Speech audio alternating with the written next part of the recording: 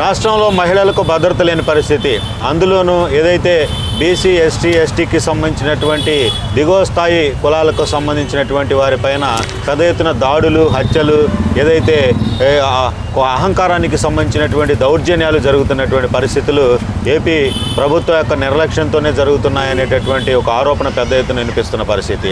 తాజాగా చూసుకుంటే ఓ బీసీ కులంలోని అట్టడుగున ఉన్నటువంటి సామాజిక వర్గానికి చెందినటువంటి ఇద్దరు మహిళల పైన వైసీపీ నాయకుడు చేసినటువంటి అఘాయిత్యానికి సంబంధించి, అలాగే దౌర్జన్యానికి సంబంధించి, అసాంఘికమైనటువంటి ఒక దౌర్జన్య క్రియకు సంబంధించి ప్రముఖ అడ్వకేట్ నరసింహరావు గారు మనతో ఉన్నారు. ఆయన ఏదైతే దాన్ని ఖండిస్తూ దానిపైన చర్యలు తీసుకునే వరకు కూడా పోరాడినటువంటి పరిస్థితి ఉంది.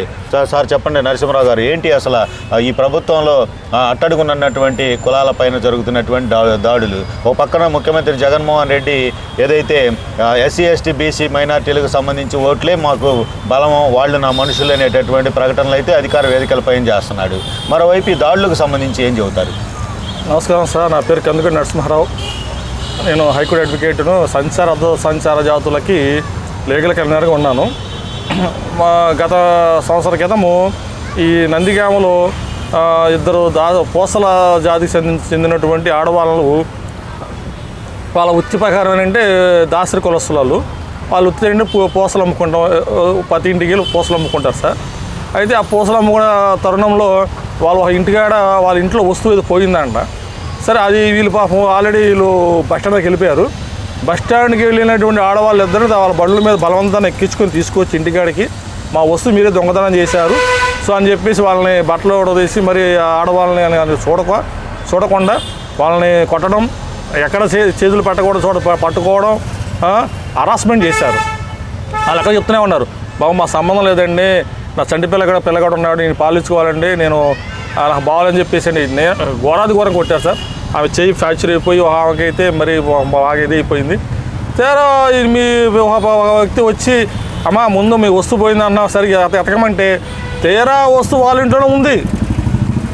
అంటే సంచార దాతులు అటువంటి వాళ్ళని, ఒక వ్యక్తులని ఈ యొక్క ప్రభుత్వం వాళ్ళు ఇంత, అతను విషయం ఏంటంటే అతను వైసీపీ పార్టీకి సంబంధించిన వ్యక్తి అంట.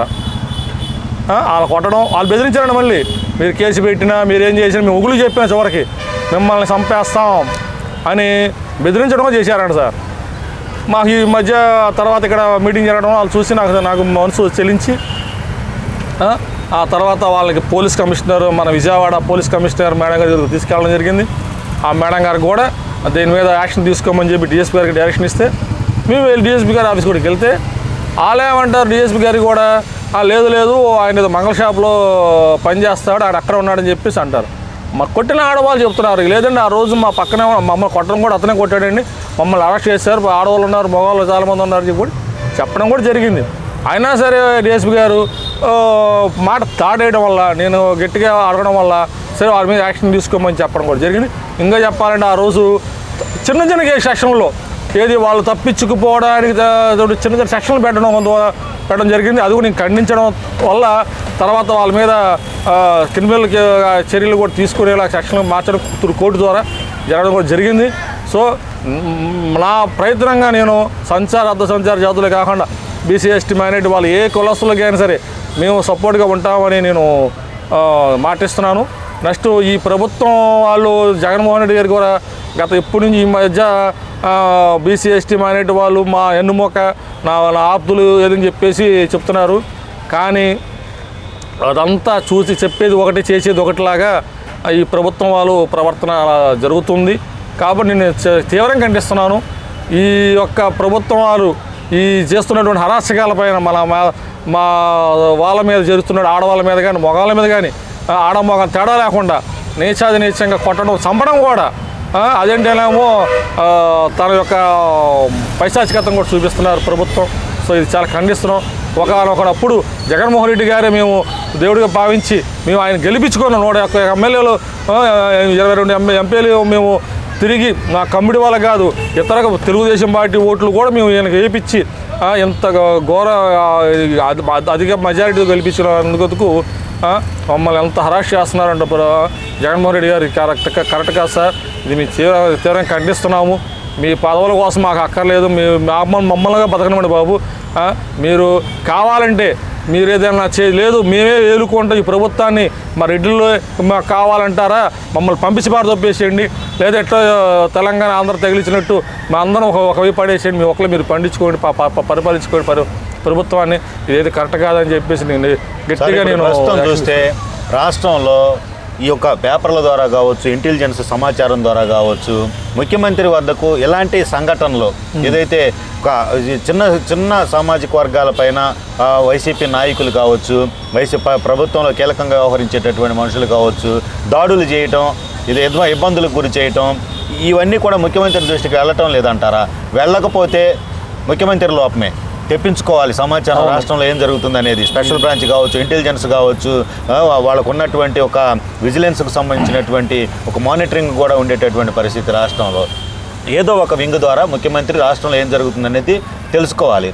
లేదంటే మీడియా ద్వారా, పత్రికల ద్వారా వచ్చినటువంటి అంశాలనైనా పరిగణలోకి తీసుకొని దానిపైన సీరియస్గా వ్యవహరించాలి. కానీ ముఖ్యమంత్రి తెలిసే ఈ విధంగా ఉంటున్నాడా? ఏమనుకుంటున్నారు? ఇప్పుడు మీరు మంచి క్వశ్చన్ అండి. ఇప్పుడు అది అంటారే వడ్డిచ్చేవాడు మనోడు, పరిపాలించేవాడు మనోడు అయితే మనకి ఏదైనా జరిగిన వెంటనే స్పందిస్తారు. ఈయన ఏంటంటే ఏది స్పందించినా మన యొక్క సీటుకు ఇబ్బంది అవుతుందని వాళ్ళ కమ్యూనిటీ వాళ్ళని, ఈ ఇతర ఓసీ వాళ్ళ యొక్క కమ్యూనిటీని వాళ్ళకి సపోర్ట్ కావాలి కాబట్టి ఏం చేస్తారంటే మీరు అన్నట్టుగానే ఇంటెలిజెంట్ రిపోర్ట్ కన్ఫామ్గా వెళ్ళింది సార్. ఎందుకంటే మనం కూడా మేము అడ్వకేట్గా మాకు అన్నీ తెలుసు కాబట్టి, కొంత మీడియా వాళ్ళు మీకు కూడా తెలుసు కాబట్టి అన్ని ప్రతిదీ రిపోర్ట్ ఆయన ఎదురుకి వెళ్ళిద్ది.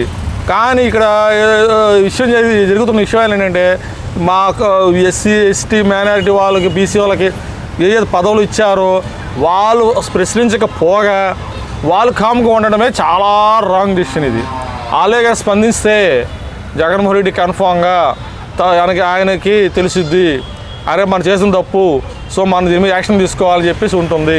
ఆయన ఏ స్పందించకపోవడం వల్ల, వీళ్ళు కామ్గా ఉండటం వల్ల మాకు జరుగుతున్న అన్యాయం చాలా ఘోరంగా జరుగుతూనే ఉన్నాయి. ఇది ప్రశ్నించే వాళ్ళు ఎవరంటే మా నాయకులే ప్రశ్నించాలి. ఫెడరేషన్ ఏర్పాటు చేశారు, 52 ఫెడరేషన్లు ఉన్నాయి, మరి ఎమ్మెల్యేలు ఉన్నారు, ఎంపీలు ఉన్నారు. మరి వీళ్ళందరూ ప్రశ్నిస్తే జగన్మోహన్ రెడ్డి గారు ఎందుకు స్పందించడు, ఎందుకు మాట్లాడు? అడిగేవాళ్ళు లేడు కాబట్టి నా ఇష్టారాజ్యంగా ఆయన బిహేవ్ చేస్తున్నాడు. కాబట్టి ఇది మాత్రం కరెక్ట్ కాదు సార్. మీరు అన్నట్టుగానే ఇంటెలిజెంట్ రిపోర్ట్ వెళ్తున్నా, ఏం చేస్తున్నా పోలీసు వర్గాన్ని అంతటా ఆయన కంట్రోల్ పెట్టుకున్నాడు. అందుకనే నేను సిఐడి వాళ్ళకి కూడా దృష్టికి వెళ్ళడం కూడా ఏంటంటే మీ సిఐడి డిపార్ట్మెంట్కి అప్రూవ్ చేయడం కారణం కూడా అదే. ఓకే సార్, ఇది పరిస్థితి. ఏదైతే రాష్ట్రంలో అట్టడుగునున్నటువంటి పేద, నిరుపేద,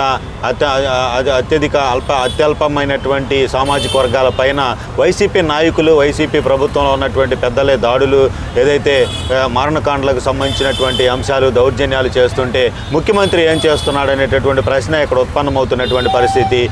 మనతో బీసీ సామాజిక వర్గాల నాయకుడు, అలాగే జేఏసీకి సంబంధించి, అలాగే మరోవైపు హైకోర్టు అడ్వకేట్గా ఉన్నటువంటి నరసింహారావు గారు ఏదైతే ఇక్కడ వైసీపీ నాయకుడి యొక్క కబంధ హస్తాల్లో బాధకు గురైన, వేధింపులకు గురైనటువంటి ఇద్దరు పూసలు అమ్ముకుంటూ జీవనం సాగించేటటువంటి చిన్న మహిళల పైన జరిగినటువంటి దాడికి సంబంధించినటువంటి అంశంపై స్పందించి తానే వాళ్లకు చట్టపరంగా న్యాయం జరిగే విధంగా పోరాటం చేస్తున్నానని చెప్పడం జరుగుతుంది. స్పెషల్ బ్రాంచ్ కావచ్చు, ఇంటెలిజెన్స్ కావచ్చు, పత్రికలు, మీడియా కావచ్చు, వీటి ద్వారా రాష్ట్రంలో ఎవరికైనా బాధితులకు అన్యాయం జరిగినట్టు తెలిస్తే ముఖ్యమంత్రి స్థాయిలో స్పందించాల్సినటువంటి అవసరం ఉంది. కానీ జగన్మోహన్ రెడ్డి తెలియనట్టుంటున్నారు. అలాగే ఆయన నిర్లక్ష్య వైఖరి, పోలీసులను వైసీపీ కబంధ స్థాల్లో చిక్కుబడిపోయే విధంగా కూడా ఈ పరిపాలన ఉంది. కాబట్టి వైసీపీ నాయకుల ఆధిపత్యం కింద ప్రజానేకము, సన్నకారు, ఏదైతే చిన్న సామాజిక వర్గాలు అందరూ కూడా ఇబ్బందులకు గురవుతున్న పరిస్థితి ఉందనేటటువంటి అభిప్రాయం వ్యక్తం చేస్తున్నారు. గతంలో జరిగిన ఎన్నికల్లో జగన్మోహన్ రెడ్డి మాయమాటలు విని టీడీపీలో ఉన్నటువంటి వాళ్ళ సైతము ఏదైతే మోటివేట్ చేసి వాళ్ళ చేత కూడా జగన్మోహన్ రెడ్డికి ఓట్లు వేయించి 151 సీట్లు వచ్చేలాగా కృషి చేసినందుకు తమకు న్యాయం చేయకపోగా ఘోరంగా అన్యాయం చేస్తూ వేధింపులు, బాధలకు గురి చేస్తున్నారు. ఈ వచ్చే ఎన్నికల్లో తగిన బుద్ధి చెప్తాం అనేటటువంటి అభిప్రాయాన్ని అయితే మాత్రం వ్యక్తం చేస్తున్న పరిస్థితి.